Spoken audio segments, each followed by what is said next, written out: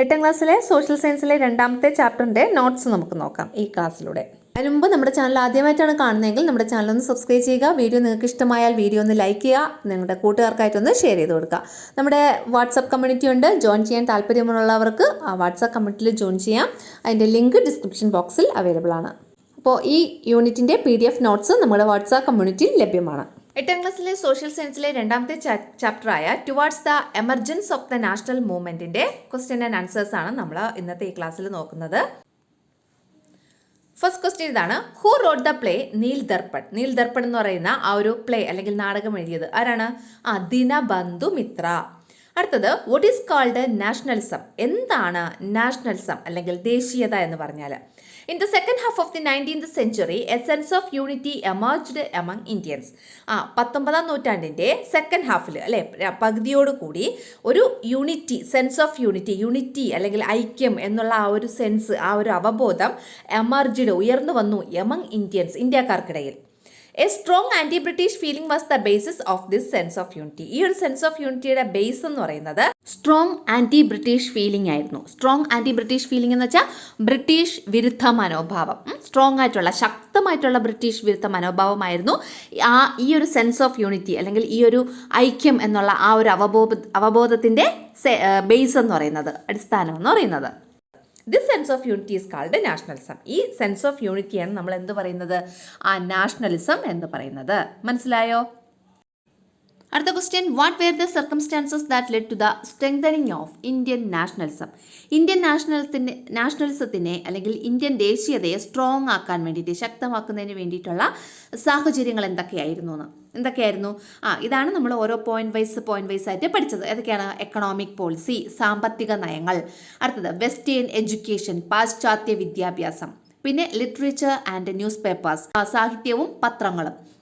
Social reform movements, സാമൂഹിക പരിഷ്കരണ പ്രസ്ഥാനങ്ങൾ. അടുത്തത് ട്രാൻസ്പോർട്ട് ആൻഡ് കമ്മ്യൂണിക്കേഷൻ, ഗതാഗതവും വാർത്താവിനിമയവും. അപ്പോൾ ഇത്രയാണ് എന്താണ് circumstances that led to the strengthening of Indian nationalism. Indian നാഷണലിസത്തിനെ സ്ട്രെങ്തനിങ് ചെയ്യാൻ വേണ്ടിയിട്ടുള്ള സാഹചര്യങ്ങൾ എന്തൊക്കെയായിരുന്നു എന്ന് ചോദിച്ചാൽ, പേജ് നമ്പർ 33 ഒരു സെമിനാർ തയ്യാറാക്കാൻ വേണ്ടിയിട്ടൊരു ക്വസ്റ്റ്യൻ ഉണ്ടായിരുന്നു. Prepare a seminar paper on the topic factors that contributed to the growth of Indian nationalism, indicators എന്ന് പറഞ്ഞിട്ട് ഈ എല്ലാ പോയിന്റ്സും കൊടുത്തിട്ടുണ്ട്. Economic policy, social reform movements, literature and newspapers, western education, transport and communication. അപ്പോൾ ഇതിൻ്റെ അകത്ത് ഞാൻ ഈ ഓരോ പോയിന്റിനെ കുറിച്ചും കുറച്ച് ഡീറ്റെയിൽസ് പറയും. അപ്പോൾ ആ പറയുന്ന കാര്യങ്ങളെല്ലാം കൂടെ ചേർത്ത് വേണം നിങ്ങൾ ഈ ഒരു സെമിനാർ തയ്യാറാക്കേണ്ടത്. അപ്പോൾ ഞാൻ പറയാം. ഇപ്പോൾ എക്കണോമിക് പോളിസിയെക്കുറിച്ച് എഴുതുമ്പോൾ ഞാനത് എവിടെയാണെന്നുള്ളത് പറയും. അപ്പോൾ നിങ്ങൾ ആ പോയിന്റ് അവിടെ എഴുതണം. ഈ ക്വസ്റ്റ്യൻ എഴുതുക. ക്വസ്റ്റ്യൻ എഴുതിയിട്ട് എക്കണോമിക് പോളിസി എന്നുള്ള ഹെഡിങ് കൊടുക്കുക. എന്നിട്ട് ഞാൻ ആ പറയുന്ന പോയിന്റ് അവിടെ എഴുതുക. അങ്ങനെ അതെല്ലാം എഴുതി ചേർക്കുമ്പോൾ നമുക്ക് ആ സെമിനാർ റിപ്പോർട്ട് ഓക്കെ ആവും കേട്ടോ. അടുത്ത question: who were the early leaders of the Indian national movement? Indian national മൂവ്മെൻറ്റിൻ്റെ ആദ്യകാല ലീഡേഴ്സ് ആരൊക്കെയായിരുന്നു? ദാദാഭായ് നവറോജി, R.C. ദത്ത് ആൻഡ് മഹാദേവ് ഗോവിന്ദ റാനഡെ. ആരൊക്കെയായിരുന്നു? ദാദാഭായ് നവറോജി, R.C. ദത്ത്, പിന്നെ മഹാദേവ് ഗോവിന്ദ റാനഡെ. അടുത്ത question: who is known as the grand old man of India? Grand old man of India എന്നറിയപ്പെടുന്നത് ആരാണ്? ദാദാഭായ് നവറോജി, അല്ലെങ്കിൽ ഇന്ത്യയുടെ വന്ധ്യവയോധികൻ എന്നറിയപ്പെടുന്നത് ആരാണ്? ദാദാഭായ് നവറോജി. ഇനി താഴെ അതിൻ്റെ ഒരു അഡീഷണൽ ഫാക്റ്റാണ് കൊടുത്തിട്ടുള്ളത്. Poverty and un British rule in India is the book written by Dadabhai Naoroji. Dadabhai Naoroji എഴുതിയ ഒരു ബുക്കിൻ്റെ പേരാണ് poverty and un British rule in India. Poverty and un British rule in India. ഈ ബുക്ക് എഴുതിയതാരാണ്? Dadabhai Naoroji. In which he explained drain theory. ഈ ഒരു ബുക്കിൽ അദ്ദേഹം ഡ്രെയിൻ തിയറി എക്സ്പ്ലെയിൻ ചെയ്യുന്നുണ്ട്. മനസ്സിലായോ? ഡ്രെയിൻ തിയറി അല്ലെങ്കിൽ ചോർച്ചാ സിദ്ധാന്തം എന്ന് പറയും. ഡ്രെയിൻ തിയറി ഈ ഒരു ബുക്കിൽ അദ്ദേഹം എക്സ്പ്ലെയിൻ ചെയ്യുന്നുണ്ട്. എന്താണ് ആ ഡ്രെയിൻ തിയറി എന്ന് പറഞ്ഞാൽ, ഇന്ത്യയുടെ സമ്പത്ത് ഈ ബ്രിട്ടീഷുകാർ ചോർത്തിക്കൊണ്ട് പോകുന്നു, ഡ്രെയിൻ ചെയ്ത് കൊണ്ടുപോകുന്നു എന്നുള്ളതാണ് ഡ്രെയിൻ തിയറിയിൽ അദ്ദേഹം പറഞ്ഞിട്ടുള്ളത്. അടുത്ത question: discuss the economic policies implemented by the British India and their consequence. അപ്പം എക്കണോമിക് പോളിസി എന്ന് പറഞ്ഞിട്ട് നിങ്ങൾ കൊടുക്കുന്ന സെമിനാറിൽ എക്കണോമിക് പോളിസി എന്ന് പറഞ്ഞ് കൊടുക്കുന്ന ഹെഡിങ്ങിൻ്റെ താഴെ ഇതാണ് എഴുതേണ്ടത്. ഇതാണെന്ന് പറഞ്ഞാൽ ഈ ഒരു ക്വസ്റ്റ്യൻ്റെ ആൻസർ ആയിട്ട് ഇവിടെ കൊടുത്തിട്ടുള്ള കാര്യം കേട്ടോ. അപ്പോൾ എന്താണ് ക്വസ്റ്റ്യൻ എന്ന് പറഞ്ഞാൽ, discuss the economic policies implemented by the British. ബ്രിട്ടീഷുകാർ ഇംപ്ലിമെൻറ്റ് ചെയ്ത അല്ലെങ്കിൽ നടപ്പിലാക്കിയ എക്കണോമിക് പോളിസീസ് എന്തൊക്കെയാണെന്ന് ചർച്ച ചെയ്യുക. ആൻഡ് ദെയർ കോൺസിക്വൻസ്, അതിൻ്റെ ഫലം എന്താണ് എന്നുള്ളതും ചർച്ച ചെയ്യുക. അതാണ് ഇവിടുത്തെ ക്വസ്റ്റ്യൻ. നോക്കുള്ളൂ. In India economic exploitation was the aim of the British. ഇന്ത്യയിൽ എക്കണോമിക് എക്സ്പ്ലോയിറ്റേഷൻ നടത്തുക അല്ലെങ്കിൽ സാമ്പത്തിക ചൂഷണം നടത്തുക എന്നുള്ളതായിരുന്നു ബ്രിട്ടീഷുകാരുടെ എയിം അല്ലെങ്കിൽ ലക്ഷ്യം എന്ന് പറയുന്നത്. The policies adopted by the British for the economic exploitation അല്ലെങ്കിൽ സാമ്പത്തിക ചൂഷണത്തിന് വേണ്ടിയിട്ട് ബ്രിട്ടീഷുകാർ അഡോപ്റ്റ് ചെയ്ത അല്ലെങ്കിൽ അവർ സ്വീകരിച്ച പോളിസീസ്, നയങ്ങളെന്ന് പറയുന്നത് ലെഡ് ടു, അത് ഏതിലേക്ക് നയിച്ചു? ലെഡ് എന്ന് വെച്ചാൽ നയിച്ചു. ഏതിലേക്ക് നയിച്ചു? Unemployment and poverty. അൺഎംപ്ലോയ്മെൻറ്റ് അതായത് തൊഴിലില്ലായ്മയിലേക്കും ആൻഡ് പോവർട്ടി ദാരിദ്ര്യത്തിലേക്കും നയിച്ചു. As a result, farmers, artisans, small traders and tribal communities started fighting against the British. അതിൻ്റെ ഫലമായിട്ട് ഫാർമേഴ്സ്, കർഷകർ, ആർട്ടിസൻസ് എന്ന് വെച്ചാൽ കൈവേലക്കാർ, സ്മാൾ ട്രേഡേഴ്സ് ചെറുകിട കച്ചവടക്കാർ, ആൻഡ് ട്രൈബൽ കമ്മ്യൂണിറ്റീസ് ഗോത്ര വിഭാഗങ്ങൾ, ഇവരൊക്കെ അല്ലെങ്കിൽ ഗോത്ര സമൂഹങ്ങൾ സ്റ്റാർട്ടഡ് ഫൈറ്റിംഗ്, അവർ ഫൈറ്റ് ചെയ്യാൻ ആരംഭിച്ചു അല്ലെങ്കിൽ പോരാട്ടം ആരംഭിച്ചു. ആർക്കെതിരെ? എഗൈൻസ്റ്റ് ദ ബ്രിട്ടീഷുകാർക്കെതിരെ. അതായിരുന്നു അതിൻ്റെ കോൺസിക്വൻസസ് എന്ന് പറയുന്നത്. മനസ്സിലായോ? അടുത്ത question, what was the basis of the sense of unity among the Indian people in the second half of the 19th century? 19ാം നൂറ്റാണ്ടിൻ്റെ പകുതിയോടുകൂടി ഇന്ത്യക്കാർക്കിടയിൽ ഒരു സെൻസ് ഓഫ് യൂണിറ്റി, ഐക്യം വന്നു അല്ലെങ്കിൽ ഐക്യം എമർജ് ചെയ്തു എന്ന് പറഞ്ഞില്ലേ, ഉയർന്നു വന്നു. എന്തായിരുന്നു അതിൻ്റെ ബേസ്, അതിൻ്റെ അടിത്തറ എന്തായിരുന്നു? അതാണ് നമ്മുടെ ക്വസ്റ്റ്യൻ. അപ്പോൾ എന്താണ് answer? In India discrimination existed in all spheres like caste, religion, dress, language and culture. ഇന്ത്യയിൽ ഡിസ്ക്രിമിനേഷൻ എന്ന് വെച്ചാൽ എന്താണ്? വിവേചനം, അല്ലെ? വിവേചനം എക്സിസ്റ്റ് ചെയ്തു, നിലനിന്നിരുന്നു. ഓൾ സ്ഫിയേഴ്സ് എന്ന് വെച്ചാൽ എല്ലാ മേഖലകളിലും. അതിന് എക്സാമ്പിളാണ് caste, religion, dress, language and culture. കാസ്റ്റിൽ ജാതി, റിലീജിയൻ മതം, ഡ്രസ്സ് നമ്മുടെ വേഷം, ലാംഗ്വേജ് ഭാഷ ആൻഡ് കൾച്ചർ എന്ന് പറഞ്ഞാൽ സംസ്കാരം. ഇതിലൊക്കെ എന്ത് നിലനിന്നിരുന്നു? ഡിസ്ക്രിമിനേഷൻ നിലനിന്നിരുന്നു. In the second half of the 19th century, 19ാം നൂറ്റാണ്ടിൻ്റെ സെക്കൻഡ് ഹാഫോടുകൂടി, രണ്ടാം പകുതിയോടുകൂടി, ബിയോണ്ട് ഓൾ സച്ച് ഡിഫറൻസസ്, ഇങ്ങനെയുള്ള ഈ ഡിഫറൻസസ് അല്ലെങ്കിൽ വിവേചനങ്ങൾക്ക് അപ്പുറം, അതാണ് ബിയോണ്ട് എന്ന് വെച്ചാൽ അതിനപ്പുറം എന്നുള്ള അർത്ഥമാണ് കേട്ടോ. അപ്പോൾ ബിയോണ്ട് ഓൾ സച്ച് ഡിഫറൻസസ്, ഇങ്ങനെയുള്ള ഡിഫറൻസസ് അല്ലെങ്കിൽ വിവേചനങ്ങൾക്കും അപ്പുറം എ സെൻസ് ഓഫ് യൂണിറ്റി, ഒരു ഐക്യം എന്നുള്ള ആ ഒരു സെൻസ്, ആ ഒരു അവബോധം എമർജ്ഡ് എമംഗ് ഇന്ത്യൻസ്, ഇന്ത്യക്കാർക്കിടയിൽ എമർജ് ചെയ്തു അല്ലെങ്കിൽ ഉയർന്നു വന്നു. A strong anti British feeling was the basis of this sense of unity. ഈ ഒരു സെൻസ് ഓഫ് യൂണിറ്റിയുടെ ബേസ് അല്ലെങ്കിൽ അടിത്തറ എന്ന് പറയുന്നത് a strong anti British feeling, ശക്തമായിട്ടുള്ള ബ്രിട്ടീഷ് വിരുദ്ധ മനോഭാവമായിരുന്നു. മനസ്സിലായോ? അപ്പോൾ ഇവിടെ a strong anti British feeling was the basis of this sense of unity എന്നുള്ള ഒരൊറ്റ വാക്കിൽ വേണമെങ്കിലും നിങ്ങൾക്ക് 1 മാർക്കിനൊക്കെ ചോദിക്കുകയാണെങ്കിൽ ആൻസർ ആയിട്ട് എഴുതാം കേട്ടോ. അതുകൊണ്ടാണ് അത് ഞാൻ ബോൾഡാക്കി ഇട്ടിരിക്കുന്നത്. അടുത്ത question, what were the aims of the British to start English education in India? ഇന്ത്യയിൽ ഇംഗ്ലീഷ് എഡ്യൂക്കേഷൻ സ്റ്റാർട്ട് ചെയ്യുന്നതിലൂടെയുള്ള ബ്രിട്ടീഷുകാരുടെ ലക്ഷ്യം എന്തായിരുന്നു? ഒന്നാമത്, ടു ഹൈലൈറ്റ് ദെയർ സുപ്പീരിയോറിറ്റി. ബ്രിട്ടീഷുകാരുടെ സുപ്പീരിയോറിറ്റി എന്ന് വെച്ചാൽ അവരുടെ ആ ഒരു മേന്മയെ ഹൈലൈറ്റ് ചെയ്യുക, അതിനെ ഉയർത്തി കാണിക്കുക. അതാണ് ടു ഹൈലൈറ്റ് ദെയർ സുപ്പീരിയോറിറ്റി. ബ്രിട്ടീഷുകാരുടെ സുപ്പീരിയോറിറ്റിയെ എന്ത് ചെയ്യണം? ഹൈലൈറ്റ് ചെയ്യുക അല്ലെങ്കിൽ ഉയർത്തി കാണിക്കുക. രണ്ടാമത്, ടു സബ്ജുഗേറ്റ് ഇന്ത്യൻസ് കൾച്ചറലി എന്ന് വെച്ചാൽ സാംസ്കാരികമായിട്ട് ഇന്ത്യൻസിനെ സബ്ജുഗേറ്റ് ചെയ്യുക എന്ന് വെച്ചാൽ വിധേയരാക്കുക. സാംസ്കാരികമായിട്ട് കൾച്ചറലി ഇന്ത്യൻസിനെ എന്ത് ചെയ്യണം? സബ്ജുഗേറ്റ് ചെയ്യുക അല്ലെങ്കിൽ വിധേയരാക്കുക. അത് രണ്ടാമത്തെ പോയിന്റ്. അടുത്ത 3ാമത്തെ point, to mould a section of Indians, ഒരു സെക്ഷൻ ഓഫ് ഇന്ത്യൻസിനെ അല്ലെങ്കിൽ ഒരു വിഭാഗം ഇന്ത്യക്കാരെ മോൾഡ് ചെയ്യുക, വാർത്തെടുക്കുക. എങ്ങനെയുള്ളത്? Who would be sympathetic to them. അവരെങ്ങനെയായിരിക്കണം? സിമ്പത്തറ്റിക് ആയിരിക്കണം, അനുഭാവമുള്ളവരായിരിക്കണം. ആരോട്? ടു ദം, ഈ ബ്രിട്ടീഷുകാരോട്, അല്ലേ? ബ്രിട്ടീഷുകാരോട് അനുഭാവമുള്ള അല്ലെങ്കിൽ സിമ്പത്തറ്റിക് ആയിട്ടുള്ള, ബ്രിട്ടീഷുകാരോട് സിമ്പത്തറ്റിക് ആയിട്ടുള്ള ഒരു സെക്ഷൻ ഓഫ് ഇന്ത്യൻസിനെ, ഒരു വിഭാഗം ഇന്ത്യക്കാരെ ടു മോൾഡ് ചെയ്യാന്ന് വെച്ചാൽ വാർത്തെടുക്കുക. ഇതിന് വേണ്ടിയിട്ടാണ് ബ്രിട്ടീഷുകാർ ഇംഗ്ലീഷ് എഡ്യൂക്കേഷൻ ഇന്ത്യയിൽ സ്റ്റാർട്ട് ചെയ്തത്. അടുത്ത question, how did western education help in developing nationalism among Indians? ഇന്ത്യക്കാർക്കിടയിൽ നാഷണലിസം, അതായത് ദേശീയത ഡെവലപ്പ് ചെയ്യാൻ വേണ്ടിയിട്ട് വെസ്റ്റേൺ എഡ്യൂക്കേഷൻ എങ്ങനെയൊക്കെ ഹെൽപ്പ് ചെയ്തു എന്ന്. ഒന്നാമത്തെ ക്വസ്റ്റ്യൻ ആൻസർ നോക്കിയോളൂ. The English educated Indians become conscious of democracy, freedom, egalitarianism, equal justice, scientific temper and civil rights.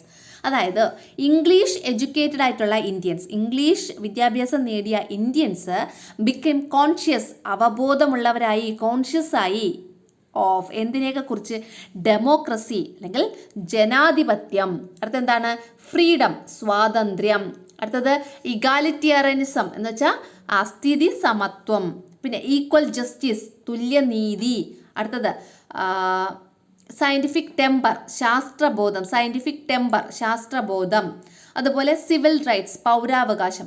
ഇങ്ങനെയൊക്കെയുള്ള കാര്യങ്ങളെക്കുറിച്ച് കോൺഷ്യസ് ആയി അല്ലെങ്കിൽ ബോധമുള്ളവരായി മാറി ഇംഗ്ലീഷ് എഡ്യൂക്കേറ്റഡ് ഇന്ത്യൻസ്. ഇംഗ്ലീഷ് വിദ്യാഭ്യാസം ലഭിച്ച Indians. English become the common language of exchange of ideas for people coming from different parts of the country. ഈ നമ്മുടെ ഇന്ത്യയിലെ വിവിധ ഭാഗങ്ങളിൽ നിന്ന് വരുന്ന ആൾക്കാരുടെ അവരുടെ ഐഡിയാസൊക്കെ എക്സ്ചേഞ്ച് ചെയ്യാനുള്ള ഒരു കോമൺ ലാംഗ്വേജ് ആയി മാറി ഏത്? ഈ English become the common language. English ഒരു കോമൺ ലാംഗ്വേജ് ആയി മാറി. Of exchange of ideas for people. ജനങ്ങൾക്ക് ഐഡിയാസ് എക്സ്ചേഞ്ച് ചെയ്യാനുള്ള ഒരു കോമൺ ലാംഗ്വേജ് ആയി മാറി. എങ്ങനെയുള്ള ആൾക്കാരാണ്? Coming from different parts of the country. രാജ്യത്തിൻ്റെ വിവിധ ഭാഗങ്ങളിൽ നിന്ന് വരുന്ന ആൾക്കാർക്ക് ഐഡിയാസൊക്കെ എക്സ്ചേഞ്ച് ചെയ്യാനുള്ള ഒരു കോമൺ ലാംഗ്വേജ് ആയിട്ട് ഇംഗ്ലീഷ് മാറി. Western education helped Indians to understand about the economic and social weakness of the country. ഈ വെസ്റ്റേൺ എഡ്യൂക്കേഷൻ അല്ലെങ്കിൽ പാശ്ചാത്യ വിദ്യാഭ്യാസം ഹെൽപ്പ് ചെയ്തു ആരെ? ഇന്ത്യൻസിനെ. എങ്ങനെ? ടു അണ്ടർസ്റ്റാൻഡ് ചെയ്യാൻ, മനസ്സിലാക്കാൻ. എന്തിനെക്കുറിച്ച്? About the economic and social weakness of the country. നമ്മുടെ രാജ്യത്തിൻ്റെ എക്കണോമിക് സാമ്പത്തികവും സാമൂഹികവുമായ വീക്ക്നെസ് അല്ലെ ഒരു ദുർബലത എന്താണ് എന്ന് മനസ്സിലാക്കാൻ ഇന്ത്യക്കാർക്ക് സാധിച്ചു. എങ്ങനെയുള്ള ഇന്ത്യക്കാർക്ക്? വെസ്റ്റേൺ എഡ്യൂക്കേഷൻ ലഭിച്ച ഇന്ത്യക്കാർക്ക്. This led to the emergence of nationalism. ഇത് ആ നാഷണലിസത്തിൻ്റെ എമർജൻസിലേക്ക് നയിച്ചു. ഓക്കെ ആണല്ലോ. അടുത്ത ക്വസ്റ്റ്യനെ, literary works and newspapers played an important role in spreading nationalism in India justify. Literary വർക്ക്സും അതുപോലെ തന്നെ ന്യൂസ് പേപ്പേഴ്സും അതായത് സാഹിത്യവും ഈ പത്രങ്ങളും നാഷണലിസം സ്പ്രെഡ് ചെയ്യുന്നതിൽ വളരെ വലിയ പങ്ക് വഹിച്ചു. എങ്ങനെയാണ്? അതിനെക്കുറിച്ച് ജസ്റ്റിഫൈ ചെയ്യാനാണ് പറഞ്ഞിട്ടുള്ളത്. അപ്പോൾ ഇവിടെ ഞാൻ നേരത്തെ പറഞ്ഞു വെസ്റ്റേൺ എഡ്യൂക്കേഷൻ എങ്ങനെ ഹെൽപ്പ് ചെയ്തു എന്നുള്ളൊരു ക്വസ്റ്റ്യൻ. വെസ്റ്റേൺ എഡ്യൂക്കേഷൻ എന്ന് പറയുന്ന ആ ഒരു ഇത് കൊടുത്തില്ലേ, ഹെഡിങ് നിങ്ങൾ കൊടുത്തില്ലേ, അതിൻ്റെ താഴെ എഴുതാനുള്ള പോയിന്റ് ഇതാണ് കേട്ടോ. ഇവിടെ how did western education help in developing nationalism among Indians എന്ന് പറഞ്ഞിട്ട് ഒരു ആൻസർ കൊടുത്തിട്ടല്ലേ. അപ്പോൾ വെസ്റ്റേൺ എഡ്യൂക്കേഷൻ എന്നുള്ള ഹെഡിങ് എഴുതിയിട്ട് നമ്മളെ സെമിനാറിൻ്റെ കാര്യമാണ് പറയുന്നത് 33ാമത്തെ പേജ് നമ്പറിലുള്ള. അപ്പോൾ വെസ്റ്റേൺ എഡ്യൂക്കേഷൻ എന്ന് പറയുന്ന ഹെഡിങ് കൊടുക്കുക, അതിൻ്റെ താഴെ ഈ ഇത്രയും പോയിന്റ്സ് എഴുതുക. മനസ്സിലായോ? അപ്പോൾ ഇവിടുത്തെ question, literary works play an important role in spreading nationalism in India justify. അതായത് സാഹിത്യകൃതികൾ ഈ നാഷണലിസം പ്രചരിപ്പിക്കുന്നതിൽ ഒരു പ്രധാന പങ്ക് വഹിച്ചു. അതിനെക്കുറിച്ച് എക്സ്പ്ലെയിൻ ചെയ്യാനാണ് പറഞ്ഞിട്ടുള്ളത്. നോക്കാം. The protest against the British had reflections in literature. ബ്രിട്ടീഷുകാർക്കെതിരെയുള്ള പ്രൊട്ടക്ഷൻസ് അല്ലെങ്കിൽ ഈ പോരാട്ടങ്ങൾ അല്ലെങ്കിൽ അവരുടെക്കെതിരെയുള്ള ചെറുത്തുനിൽപ്പ് എന്ത് ചെയ്തു? ഹാഡ് റിഫ്ലക്ഷൻസ് ഇൻ ലിറ്ററേച്ചറിലും റിഫ്ലക്റ്റ് ചെയ്തു അല്ലെങ്കിൽ പ്രതിഫലിച്ചു, സാഹിത്യത്തിലും പ്രതിഫലിച്ചു. The sufferings, neglect and exploitation become themes in literary works. ഈ ലിറ്റററി വർക്ക്സിൻ്റെയൊക്കെ തീം അല്ലേ, അതിൻ്റെയൊക്കെ തീം എന്തായി മാറി? സഫറിങ്സ് എന്ന് വെച്ചാൽ എന്താണ്? ജനങ്ങളുടെ ദുരിതങ്ങൾ അല്ലേ. പിന്നെ നെഗ്ലെക്റ്റ് എന്ന് വെച്ചാൽ അവഗണന, ആൻഡ് എക്സ്പ്ലോയിറ്റേഷൻ ചൂഷണം. ഇതൊക്കെയായിരുന്നു ഈ ലിറ്റററി വർക്ക്സിൻ്റെ അല്ലെങ്കിൽ സാഹിത്യകൃതികളുടെയൊക്കെ തീം എന്ന് പറയുന്നത്. എന്തൊക്കെയായിരുന്നു സാഹിത്യകൃതികളുടെ തീം എന്ന് പറയുന്നത്? സഫറിങ്സ്, നെഗ്ലെക്റ്റ്, പിന്നെ എക്സ്പ്ലോയിറ്റേഷനും. Prominent writers like Dinabandhu Mitra, Bankim Chandra Chatterjee, Rabindranath Tagore, Vallathol Narayana Menon and Subramanya Bharati played an important role in inculcating nationalism among the people. ഇൻകിൽക്കേറ്റിംഗ് എന്ന് പറഞ്ഞാൽ എന്താണ്? ബോധവൽക്കരിക്കുക അല്ലെങ്കിൽ ഒരു അവയർനെസ് കൊടുക്കുക എന്നുള്ള അർത്ഥമാണ് കേട്ടോ.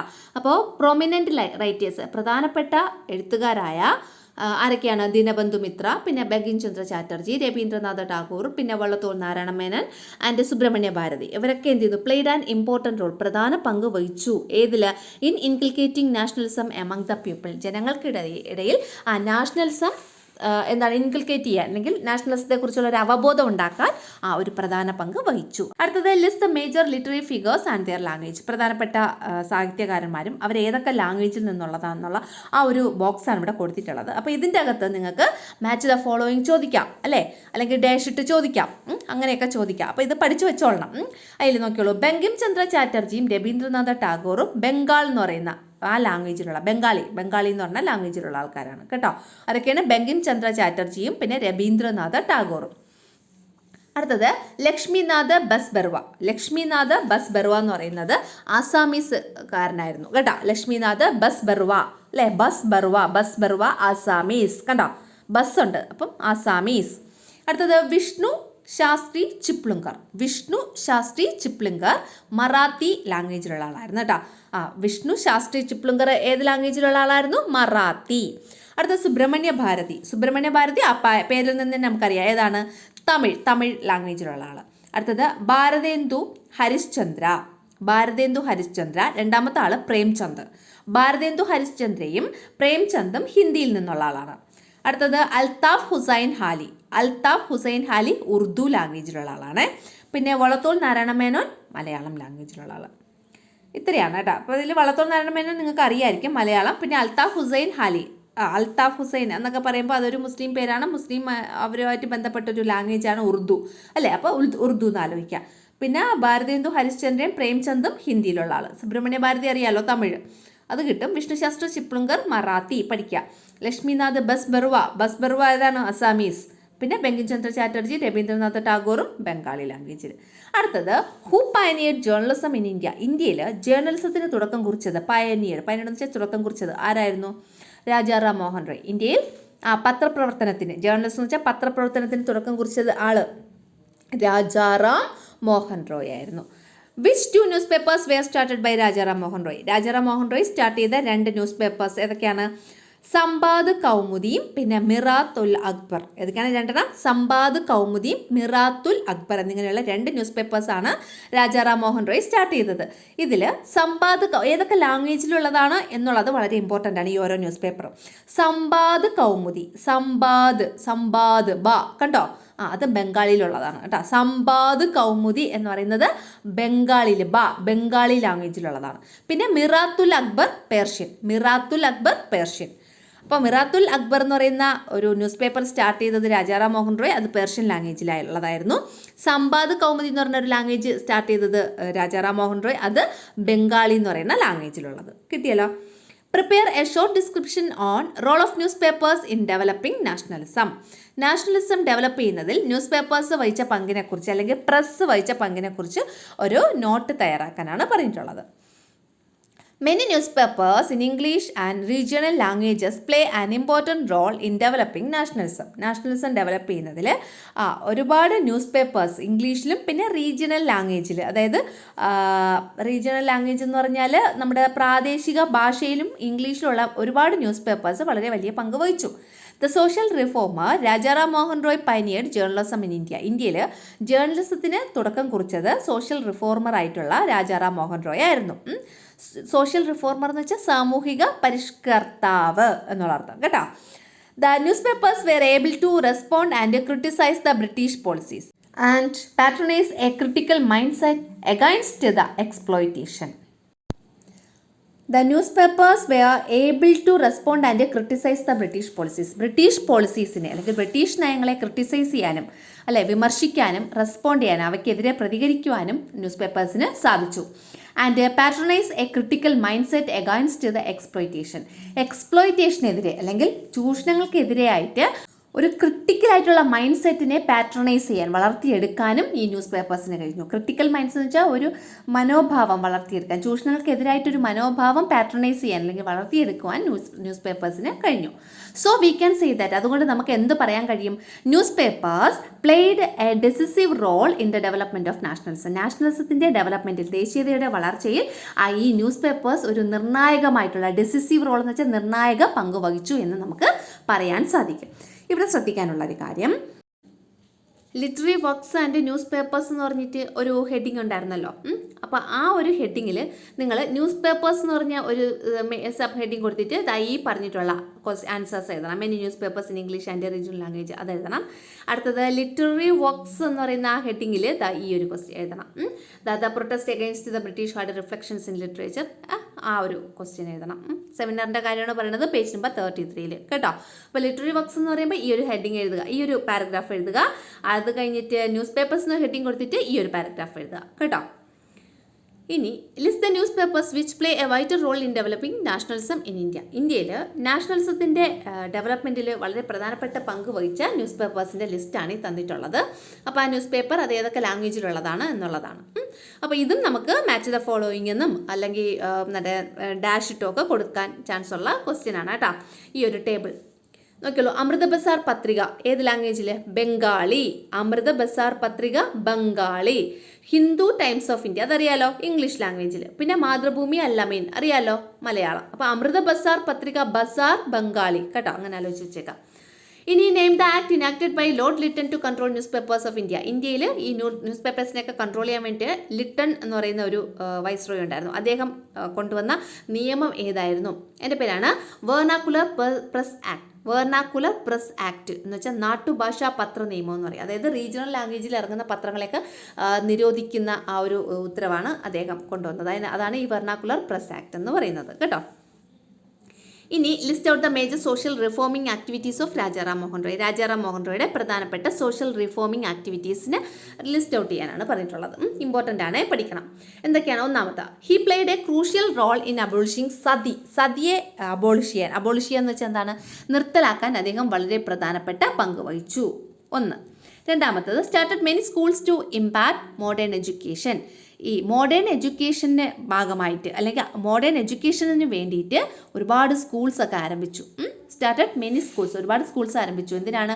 ടു ഇമ്പാർട്ട് മോഡേൺ എഡ്യൂക്കേഷൻ, ആധുനിക വിദ്യാഭ്യാസം കൊടുക്കുന്നതിന് വേണ്ടിയിട്ട്. അടുത്തത്, സ്റ്റാർട്ടഡ് ബ്രഹ്മസമാജം ആരംഭിച്ചു. പിന്നെ അപ്പോൾ ബ്രഹ്മസമാജ് എന്ന് പറയുന്ന ആ ഒരു ഓർഗനൈസേഷൻ ആരംഭിച്ചത് ആരാണ്? അത് രാജാറാം മോഹൻ റോയ് കേട്ടോ. അടുത്ത, fort against child marriage and polygamy എന്ന് വെച്ചാൽ ബഹുഭാര്യാത്വം, ഒരാൾക്ക് ഒന്നിൽ കൂടുതൽ ഭാര്യമാരുണ്ടാകുക. ചൈൽഡ് മാരേജ് എന്ന് വെച്ചാൽ ശൈശവ വിവാഹം, ഇതിനെതിരെ പോരാടി. അടുത്തത്, argued that woman have the right to inheritance. സ്ത്രീകൾക്ക് ഈ ഇൻഹെറിറ്റൻസ് എന്ന് വെച്ചാൽ പൈതൃകമായിട്ടുള്ള സ്വത്തിൽ അവകാശമുണ്ട് എന്ന് അദ്ദേഹം വാദിച്ചു. Argued that woman have the right to inheritance. വുമണിന് റൈറ്റ് ഉണ്ട് അല്ലെങ്കിൽ അവകാശമുണ്ട്, ഇതിന് ഇൻഹെറിറ്റൻസിന് അവകാശമുണ്ട് എന്ന് വാദിച്ചു. Stood against idolatry and polytheism. Polytheism എന്ന് വെച്ചാൽ ബഹുദൈവ വിശ്വാസം. ഇനി ഐഡോലട്രി എന്ന് പറഞ്ഞാൽ വിഗ്രഹാരാധന, അതിനൊക്കെ എതിരായിട്ട് നിലകൊണ്ടു. അതായത് ഈ വിഗ്രഹാരാധന, പൊളിറ്റീസം അല്ലെങ്കിൽ ഐഡോലട്രി, പൊളിറ്റീസത്തിനെതിരായിരുന്നു ഈ രാജാറാം മോഹൻ റോയ്. അടുത്ത question, write down the activities of Jyotirao Phule as a social reformer. Jyotirao Phule ഒരു സോഷ്യൽ റിഫോമറായിട്ട് എന്തൊക്കെ സംഭാവനകളാണ് നമുക്ക് തന്നത്, അല്ലെങ്കിൽ അദ്ദേഹത്തിൻ്റെ പ്രവർത്തനങ്ങൾ എന്തൊക്കെയായിരുന്നു എന്നുള്ളത്. ഒന്നാമത്തത്, fought for the rights of lower caste people in Maharashtra and for woman. മഹാരാഷ്ട്രയിലെ താഴ്ന്ന ജാതിയിൽപ്പെട്ടവർക്ക് വേണ്ടിയിട്ടും പിന്നെ സ്ത്രീകൾക്ക് വേണ്ടിയിട്ടും അദ്ദേഹം പ്രവർത്തിച്ചു അല്ലെങ്കിൽ പോരാടി. Formed Satyashodhak Samaj for social റിഫോർമേഷന് വേണ്ടിയിട്ട് അല്ലെങ്കിൽ സാമൂഹിക പരിഷ്കരണത്തിന് വേണ്ടിയിട്ട് അദ്ദേഹം ആരംഭിച്ച ഒരു പ്രസ്ഥാനമാണ് സത്യശോധക് സമാജ്. ഇതാണ് സത്യശോധക് സമാജ്. അപ്പോൾ സത്യശോധക് സമാജ് ആരുമായിട്ട് ബന്ധപ്പെട്ടിരിക്കുന്നു? ഈ ജ്യോതിറാവ് ഫുലെയായിട്ട് ബന്ധപ്പെട്ടിരിക്കുന്നു. Made efforts for widows marriage. വിധവാ വിവാഹത്തിന് വേണ്ടിയിട്ട് അദ്ദേഹം പരിശ്രമിച്ചു. Provide protection to children of widows. ഈ വിഡോസിൻ്റെ കുട്ടികളെ അദ്ദേഹം സംരക്ഷിച്ചു, അല്ലേ, വിധവകളുടെ മക്കളെ അദ്ദേഹം സംരക്ഷിച്ചു. Establish educational institutions for women and ദളിതർക്ക് വേണ്ടിയിട്ടും സ്ത്രീകൾക്ക് വേണ്ടിയിട്ടും അദ്ദേഹം എന്ത് കൊടുത്തു? എഡ്യൂക്കേഷണൽ ഇൻസ്റ്റിറ്റ്യൂഷൻസ് ഒക്കെ എസ്റ്റാബ്ലിഷ് ചെയ്തു. വിദ്യാഭ്യാസ സ്ഥാപനങ്ങളൊക്കെ തുടങ്ങി അല്ലെങ്കിൽ സ്ഥാപിച്ചു. The people of Maharashtra respectfully called him Mahatma. ഈ മഹാരാഷ്ട്രയിലുള്ള ജനങ്ങൾ അദ്ദേഹത്തെ റെസ്പെക്ട്ഫുള്ളായിട്ട്, അതായത് ബഹുമാനത്തോടു കൂടി വിളിച്ചിരുന്നത് എന്തെന്നായിരുന്നു? മഹാത്മ എന്ന് വിളിച്ചിരുന്നു. അടുത്തത്, prepare a note on the role of Pandita Ramabai in social reforms in India. ഇന്ത്യയിൽ സോഷ്യൽ റിഫോം നടത്തുന്നതിന് വേണ്ടിയിട്ട് ഈ പണ്ഡിത രമാഭായ് വഹിച്ച പങ്കിനെക്കുറിച്ച് എഴുതാൻ. Pandita Ramabai fought against child marriage and started several schools for the education of widows and girls. വിഡോസിനും ഗേൾസിനും വേണ്ടിയിട്ട് ഒരുപാട് സ്കൂളുകൾ സ്റ്റാർട്ട് ചെയ്തു. പിന്നെ അവർ ചൈൽഡ് മാരേജിനെതിരായിട്ട് പോരാടി. ശൈശവ വിവാഹം, എന്നാണ് ചൈൽഡ് മാരേജ്. പിന്നെ ആൻ ഓർഗനൈസേഷൻ കോൾഡ് ആര്യ മഹിളാ സമാജ്. ആര്യ മഹിളാ സമാജ് എന്ന് പറയുന്ന ഒരു ഓർഗനൈസേഷൻ ഇവർ ഈ ഒരു ആക്ടിവിറ്റീസിനൊക്കെ വേണ്ടിയിട്ട് സ്ഥാപിച്ചു. ഈ പണ്ഡിത രമാബായി സ്ഥാപിച്ച ഒരു പ്രസ്ഥാനമായിരുന്നു അല്ലെങ്കിൽ ഓർഗനൈസേഷനായിരുന്നു ആര്യ മഹിളാ സമാജ് എന്ന് പറയുന്നത്. A shelter called Sharada Sadan was started for the rehabilitation of widows and a project called Mukti mission was started to provide vocational training for women. വിധവകളുടെ റീഹാബിലിറ്റേഷന് വേണ്ടിയിട്ട് അല്ലെങ്കിൽ പുനരധിവാസത്തിന് വേണ്ടിയിട്ട് ഇവർ ഒരു ഷെൽട്ടർ സ്റ്റാർട്ട് ചെയ്തു. ഒരു അഭയകേന്ദ്രം സ്റ്റാർട്ട് ചെയ്തു, ഷെൽട്ടർ സ്റ്റാർട്ട് ചെയ്തു. എൻ്റെ പേരാണ് ശാരദാ സദൻ. അപ്പോൾ ശാരദാ സദൻ എന്ന് പറയുന്ന ഷെൽട്ടർ ആരാണ് സ്റ്റാർട്ട് ചെയ്തത്? പണ്ഡിത രമാബായി. എന്തിനാണ്? ഫോർ ദ റീഹാബിലിറ്റേഷൻ ഓഫ് വിഡോസിൻ്റെ റീഹാബിലിറ്റേഷന് വേണ്ടിയിട്ട്. പിന്നെ ഒരു പ്രോജക്റ്റ് ഉണ്ട് അവരുടെ, എൻ്റെ പേരാണ് മുക്തി മിഷൻ എന്ന് പറഞ്ഞ ഒരു പ്രോജക്റ്റ് ഉണ്ട്. അതെന്തിനാണ്? To provide vocational training for വിമണിന് വൊക്കേഷണൽ ട്രെയിനിങ് കൊടുക്കാൻ വേണ്ടിയിട്ട് പണ്ഡിത രമാബായി സ്റ്റാർട്ട് ചെയ്ത ഒരു പ്രോജക്റ്റാണ് മുക്തി മിഷൻ. എന്താണ് മുക്തി മിഷൻ? എന്തിനാണ്? Give vocational training for women. പിന്നെ she participate in the conference of the INC Indian National Congress held in Bombay in 1889. 1889 ബോംബെയിൽ വെച്ചിട്ട് ഒരു INCയുടെ സെഷൻ നടന്നിട്ടുണ്ടായിരുന്നു, ഇന്ത്യൻ നാഷണൽ കോൺഗ്രസിൻ്റെ സെഷൻ നടന്നിട്ടുണ്ടായിരുന്നു. അതിൽ ഇവരെ പാർട്ടിസിപ്പേറ്റ് ചെയ്ത് അല്ലെങ്കിൽ പങ്കാളിയായി. പണ്ഡിത രമാബായി. ഇത്രയാണ് അവരെക്കുറിച്ച്. മനസ്സിലായോ? ഇനി അടുത്തത്, prepare a table on the important social reform movements of India and there founders. പ്രധാനപ്പെട്ട സോഷ്യൽ റീഫോം മൂവ്മെൻറ്റ്സും പിന്നെ അതിൻ്റെ ഫൗണ്ടേഴ്സിൻ്റെ പേരാണ്. പഠിച്ചെടുക്കാൻ കുറച്ച് ബുദ്ധിമുട്ടാണ്. റിപ്പീറ്റ് ആയിട്ട് വായിച്ച് ഇത് പഠിച്ചെടുക്കുക കേട്ടോ. ഏതൊക്കെയാണ്? ഒന്നാമത്തത് പ്രാർത്ഥനാ സമാജ് ആരുടെയാണ്? ആത്മാറാം പാണ്ഡുരംഗ്. ആത്മാവിന് നമുക്ക് മോക്ഷമൊക്കെ കിട്ടാൻ വേണ്ടിയിട്ടാണ് നമ്മൾ പ്രാർത്ഥിക്കുന്നത് അല്ലേ?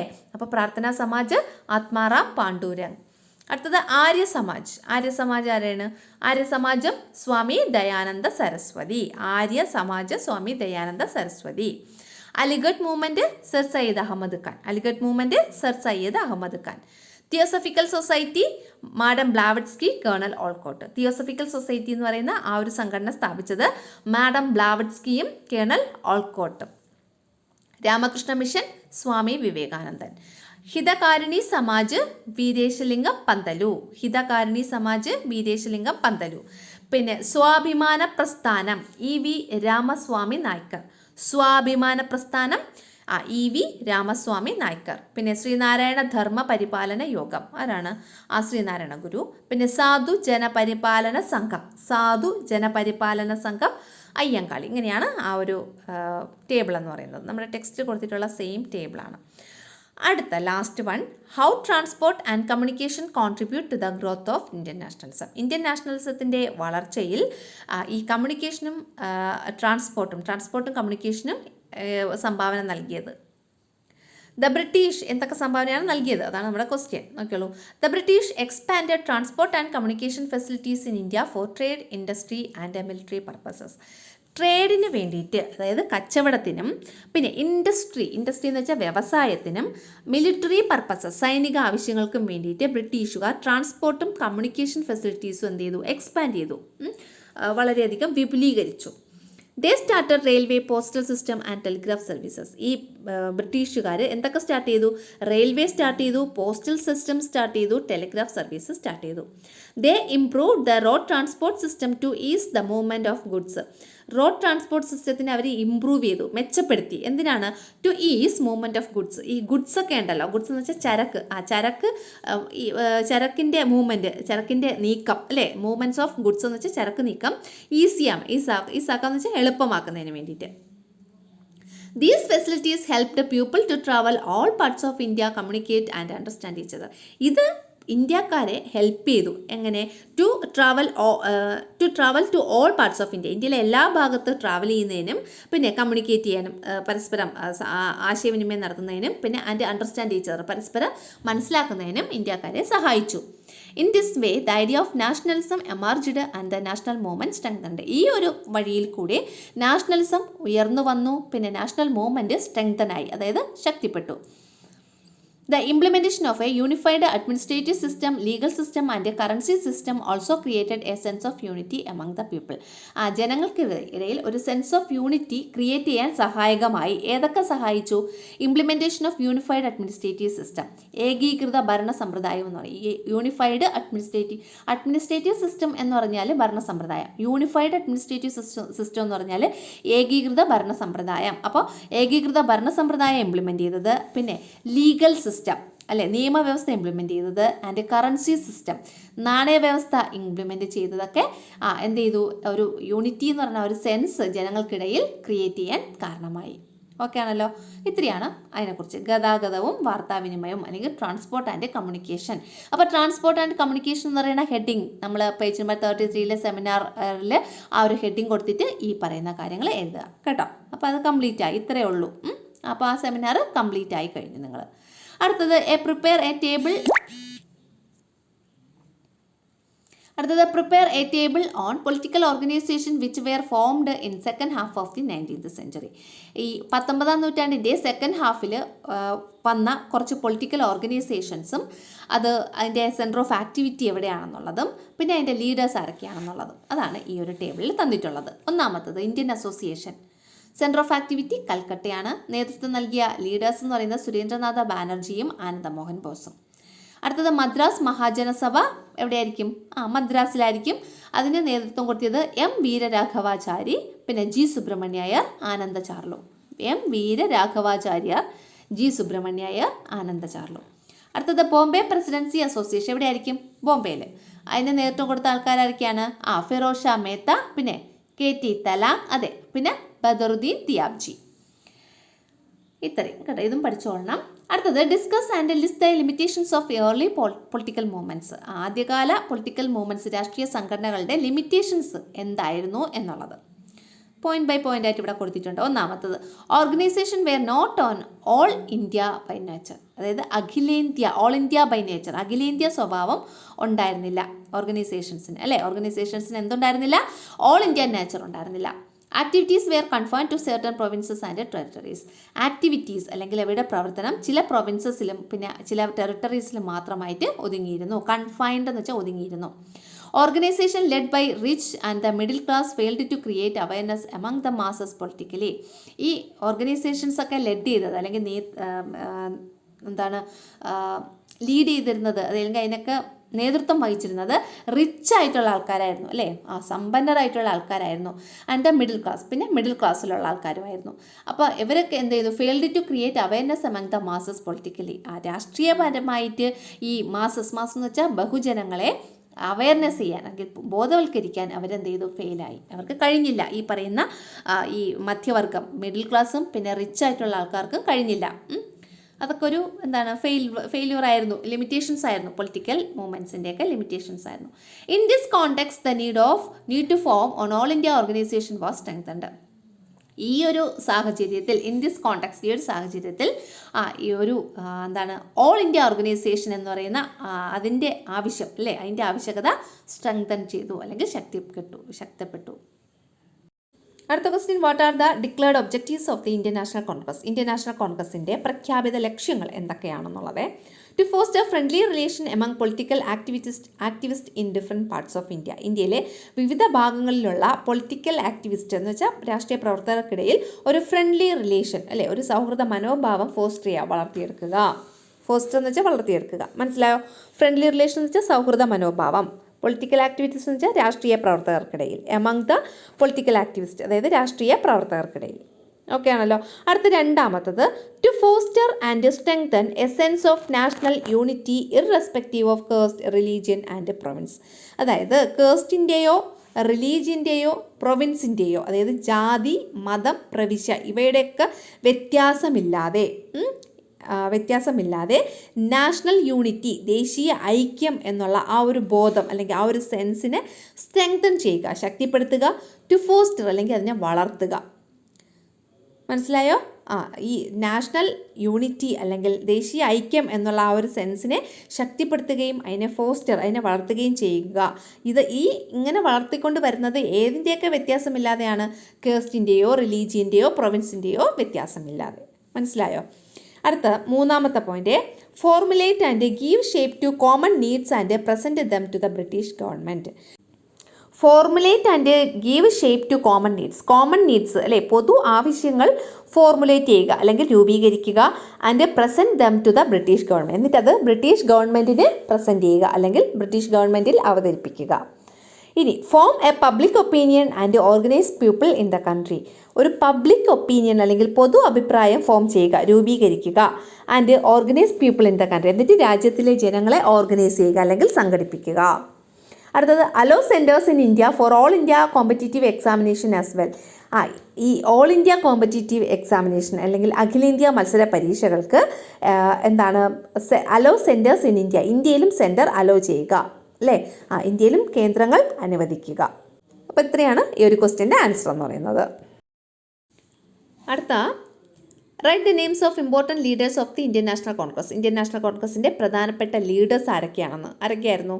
Dadabhai Naoroji, Surendranath Banerjee, Firoz Shah Mehta, Badruddin Tyabji, Gopalkrishna Gokhale, Balgangadhar Tilak, P Ananda Charlu, R C Dutt and Ananda Mohan Bose. ആരൊക്കെയാണ്? Dadabhai Naoroji, Surendranath Banerjee, Firoz Shah Mehta, Badruddin Tyabji, Gopalkrishna Gokhale, Balgangadhar Tilak, P Ananda Charlu, R C Dutt and Ananda Mohan boss. അപ്പം നിങ്ങൾക്ക് കുറച്ച് പേരുടെ പേരൊക്കെ അറിയാമായിരിക്കും, അറിഞ്ഞൂടാത്തവരുടെ പേര് പഠിക്കുക കേട്ടോ. കുറേ പ്രാവശ്യം ഇങ്ങനെ റിപ്പീറ്റ് ചെയ്ത് വായിച്ച് പഠിക്കുക. അടുത്തത് name the first Malayali who become the president of Indian National Congress. Indian National Congress അല്ലെങ്കിൽ INCയുടെ പ്രസിഡൻ്റായ ആദ്യത്തെ മലയാളി ആരാണ്? Sir C Sankaran Nair. അദ്ദേഹത്തിൻ്റെ ഫിഗറൊക്കെ നമ്മുടെ ടെക്സ്റ്റിലുണ്ട്. Sir C Sankaran Nair. അദ്ദേഹം ഏത് INCയുടെ സെഷനിലായിരുന്നു പ്രസിഡൻ്റ് ആയത്? അദ്ദേഹം അമരാവതി കോൺഗ്രസ് സെഷനിലായിരുന്നു INCയുടെ പ്രസിഡൻ്റായിട്ട് തിരഞ്ഞെടുക്കപ്പെട്ടത് കേട്ടോ. ഏത് വർഷമായിരുന്നു? 1897, 1897. അമരാവതി കോൺഗ്രസ് സെഷൻ 1897. പഠിച്ചോളണം കേട്ടോ. സി ശങ്കരൻ നായർ കോൺഗ്രസ് പ്രസിഡൻ്റ് ആയത് ഏതിലായിരുന്നു? അമരാവതി കോൺഗ്രസ് സെഷൻ 1897. അടുത്തത് in which year INC was formed. INC form ചെയ്തത് ഏത് വർഷമായിരുന്നു? 1885 ഡിസംബർ 28. വർഷം മാത്രം ചോദിക്കണമെങ്കിൽ 1885 ആണ്. Where was the INC formed. INC എവിടെയാണ് ഫോം ചെയ്തത്? ഇൻ ബോംബെയിൽ. സ്ഥലം ചോദിക്കണമെങ്കിൽ പിന്നെ ബോംബെയിൽ എവിടെയാണ്? ഗോകുൽദാസ് തേജ്പാൽ സാൻസ്ക്രിത് കോളേജ്. ബോംബെയിലെ ഗോകുൽദാസ് തേജ്പാൽ സംസ്കൃത കോളേജിൽ വെച്ചിട്ടായിരുന്നു INC ഫോം ചെയ്തത്. അടുത്തത് how many members attend the first meeting of the INCയുടെ ആദ്യത്തെ മീറ്റിങ്ങിൽ എത്ര മെമ്പേഴ്സാണ് അറ്റൻഡ് ചെയ്തതെന്ന്? എത്രയാ? 72 മെമ്പേഴ്സ് ഉണ്ടായിരുന്നു. Who presided over the first session of the INCയുടെ ഫസ്റ്റ് സെഷൻ പ്രിസൈഡ് ചെയ്തത് അല്ലെങ്കിൽ അധ്യക്ഷത വഹിച്ചത് ആരായിരുന്നു? WC ബാനർജി അല്ലെങ്കിൽ വുമേഷ് ചന്ദ്ര ബാനർജി അല്ലേ? WC ബാനർജി ആയിരുന്നു. WC ബാനർജിനെ നിങ്ങളുടെ ടെക്സ്റ്റിലുള്ളൂ കേട്ടോ. അദ്ദേഹത്തിൻ്റെ ഫുൾ നെയിം വുമേഷ് ചന്ദ്ര ബാനർജി എന്നാണ്. അപ്പോൾ ടെക്സ്റ്റിൽ അത്രയേ ഉള്ളൂ, WC ബാനർജി എന്നേ ഉള്ളൂ, അത് എഴുതിയാൽ മതി കേട്ടോ. അടുത്ത one of the organisers of the INC was an English man. Who was he? ഈ INCയുടെ ഓർഗനൈസറിൽ ഒരാൾ ഒരു ഇംഗ്ലീഷ് മാൻ ആയിരുന്നു, ഒരു ഇംഗ്ലീഷുകാരനായിരുന്നു. ആരായിരുന്നു അദ്ദേഹം? അലൻ ഒക്ടേവിയൻ ഹ്യൂം അല്ലെങ്കിൽ AO ഹ്യൂം അല്ലെങ്കിൽ അലൻ ഒക്ടേവിയൻ ഹ്യൂം എന്നറിയപ്പെടുന്ന ആളായിരുന്നു ഒരേ ഒരു ഇംഗ്ലീഷുകാരൻ INCയുടെ ഫോർമേഷനെ സഹായിച്ച. ഇതിൻ്റെ ബാക്ക് നോട്ട് അടുത്ത ക്ലാസ്സിൽ തരാം കേട്ടോ. അപ്പോൾ നിങ്ങൾ ഇത്രയും എഴുതിയെടുത്ത് പഠിക്കുക. PDF വേണമെന്നുള്ള ആൾക്കാർ മെസ്സേജ് ചെയ്യണം കേട്ടോ. നമ്മുടെ ഗ്രൂപ്പിൽ ജോയിൻ ചെയ്തിട്ട് PDF വേണമെന്നും പറഞ്ഞിട്ട് മെസ്സേജ് ചെയ്താൽ മതി കേട്ടോ. അപ്പോൾ ഈ സെക്കൻഡ് യൂണിറ്റിൻ്റെ PDF മാത്രമാണ് അവൈലബിൾ ആയിട്ടുള്ളത്. അപ്പോൾ സെക്കൻഡ് യൂണിറ്റിൻ്റെ PDF വേണമെന്നുള്ളവർ മെസ്സേജ് ചെയ്യുക കേട്ടോ. അപ്പോൾ ഇത് നിങ്ങൾക്ക് കണ്ടറിയാം, PDF ആയിട്ടാണ് ചെയ്തിട്ടുള്ളത് കേട്ടോ. മറ്റേത് ഞാൻ ഫസ്റ്റ് യൂണിറ്റ് PDF ആയിട്ടല്ല ചെയ്തത്, സ്ലൈഡ് ആയിട്ടൊക്കെയാണ് ചെയ്തിരുന്നത്. അപ്പോൾ അത് PDF ആക്കാൻ ഇച്ചിരി ബുദ്ധിമുട്ടായിരുന്നു. അപ്പോൾ നമ്മുടെ വാട്സാപ്പ് കമ്മ്യൂണിറ്റിയിൽ ജോയിൻ ചെയ്യുക. ജോയിൻ ചെയ്തതിന് ശേഷം PDF ആവശ്യമുള്ളവർക്ക് മെസ്സേജ് ചെയ്യാവുന്നതാണ്. ഇതിൻ്റെ നെക്സ്റ്റ് പാർട്ട് വീഡിയോ നമുക്ക് നാളെ അപ്ലോഡ് ചെയ്യാം കേട്ടോ. കറക്റ്റായിട്ട് നാളെ തൊട്ട് വീഡിയോ അപ്ലോഡൊക്കെ നടക്കും. ഞാൻ കുറച്ച് ഹോസ്പിറ്റൽ കേസൊക്കെ ആയതുകൊണ്ടാണ് നമുക്ക് ഇടയ്ക്ക് കുറച്ച് ഡിലേ ഒക്കെ ആയത് കേട്ടോ.